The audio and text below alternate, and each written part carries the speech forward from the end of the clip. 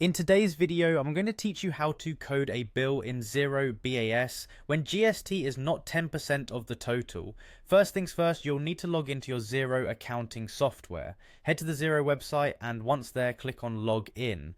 Enter your email and password to access your account and then hit login once again.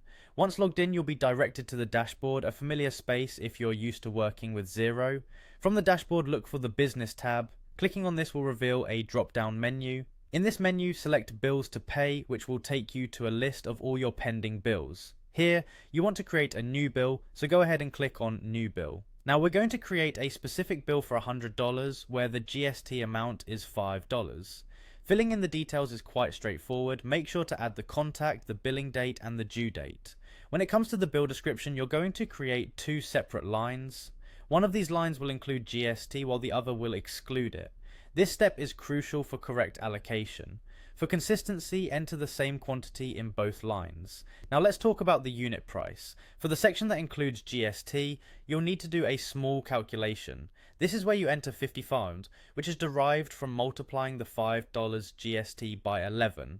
For the section excluding GST, you'll enter the remaining amount, which comes to $45, so that both sections together total the $100 bill. Next, it's time to type in the account code. You might use something like the 489 code, but be sure to select an appropriate code for your accounting needs. When choosing the tax rate, you want to select GST on expenses for the line that includes GST. For the GST excluded line, go with GST free expenses. This ensures that it's correctly categorized and aligned with your accounting practices. After entering all the information, you should see that the total GST is correctly displayed as only $5. This is an indication that everything has been entered correctly. Double check all your entries and ensure that every detail is accurate. Once you're satisfied with how everything looks, click on Approve.